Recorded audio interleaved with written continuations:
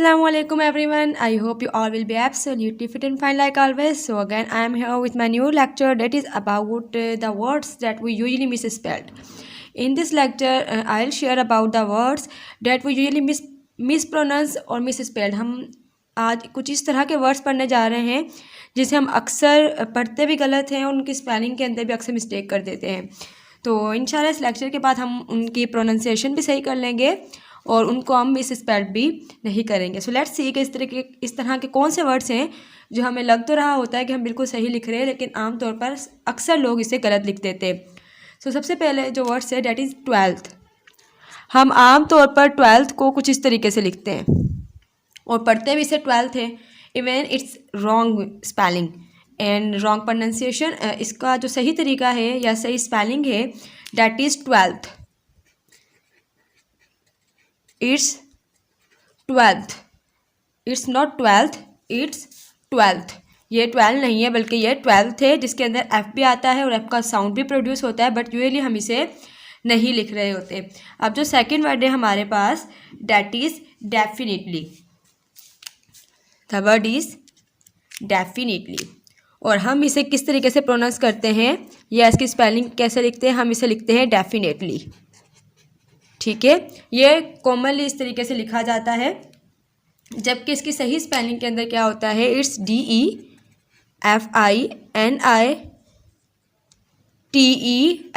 It's not definitely, it's definitely.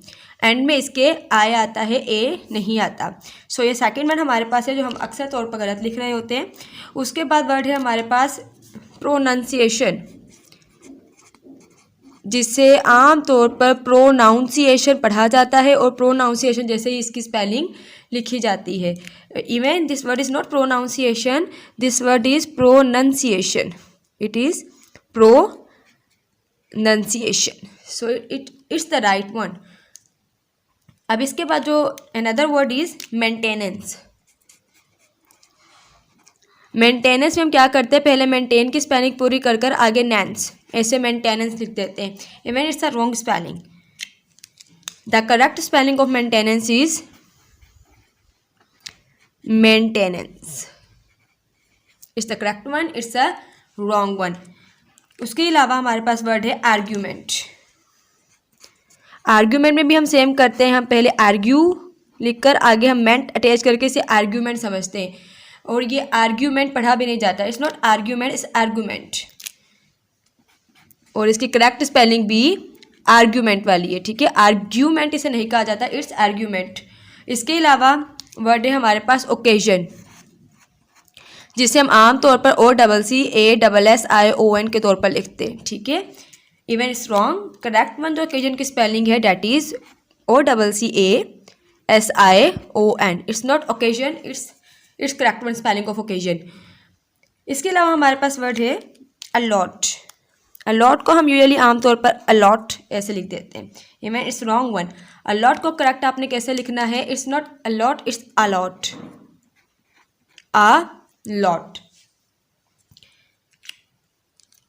Even इसके बाद हमारे पास है डेफिनेशन जिसे हम आमतौर पर पढ़ते हैं डेफिनेशन और लिखते भी हम डेफिनेशन है. Even it's not definition, it's definition.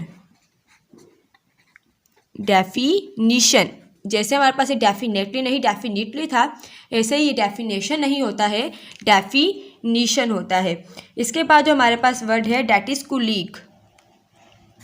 और कुलीग की हम आमतौर पर ये स्पेलिंग लिख रहे होते हैं. ठीक है, अब जो कुलीग होते हैं हमारे पास उनकी जो स्पेलिंग है correct spelling that is COLLEAGUE.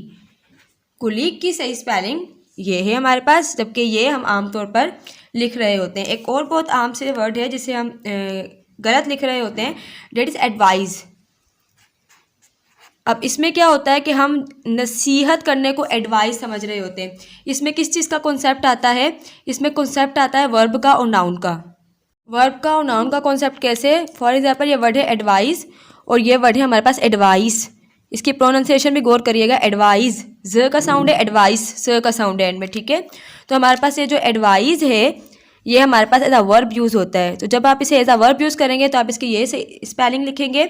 और जो advice as a noun use होता है और जब आप इसको एज अ नाउन यूज़ करेंगे तो आप इसकी ये स्पेलिंग लिखेंगे। For example I am giving you an advice, मैं आपको एक एडवाइस दे रहा हूँ, तो इस सूरत में आप CE लिखेंगे।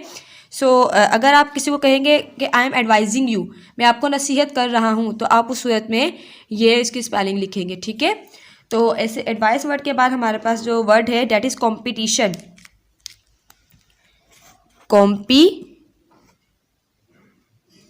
कॉम्पिटिशन में हम लोग क्या करते हैं, हम इसे पढ़ भी कॉम्पिटिशन रहे होते हैं और हम इसे लिखते भी इस तरीके से कॉम्पिटिशन के तौर पर। Even it's a wrong spelling, it's not competition, it's also competition, it is competition. इसे पढ़ना भी हम लोगों ने कॉम्पिटिशन नहीं है और हमने इसे लिखना भी ऐसे नहीं, हमने इसे पढ़ना भी कॉम्पिटिशन है और हमने इसे लिखना भी कॉम्पिटिशन के तौर पर है। इसके अलावा हमारे पास वर्ड होता है बिगनिंग। बिगनिंग में हम लोग क्या कर रहे होते हैं, आम तौर पर सिंगल एन के साथ ये स्पेलिंग पूरी कर रहे होते हैं, जबकि ये गलत स्पेलिंग है। बिगनिंग की करेक्ट स्पेलिंग है हमारे पास BEGINNING। It's the correct spelling of beginning, it's the wrong one. अब इसके बाद हमारे पास एक कॉमन सा वर्ड है डायरी, और डायरी की स्पेलिंग हम कुछ इस तरीके से लिख रहे होते हैं, बिकॉज इसकी प्रोनाउंसिएशन कुछ इस तरीके से है, ये भी हमारे पास रॉन्ग होता है। इवन इसकी प्रोनाउंसिएशन तो डायरी ही है, बट इसकी स्पेलिंग में आई पहले आता है, DIARY, and it is a very common mistake जो हम आमतौर पर हर जगह पर ही कर रहे होते हैं। इसके अलावा हमारे पास वर्ड आता है ह्यूमेरस, जिसकी स्पेलिंग हम लोग लिख रहे होते हैं HUMEROUS, जबकि ये भी हमारे पास गलत स्पेलिंग है। ह्यूमेरस की हमारे पास जो करेक्ट स्पेलिंग है that is HUMOROUS, is the correct spelling of humorous. Here I have shared some words that we usually misspelled or mispronounced. I hope कि आज के बाद हम इस गलतियों को ठीक करेंगे। इंशाल्लाह नेक्स्ट वीडियो में मैं इस तरीके के कुछ और वर्ड शेयर करूँगी। टिल डेट अपना बहुत सारा ख्याल रखिएगा। अल्लाह हाफिज़।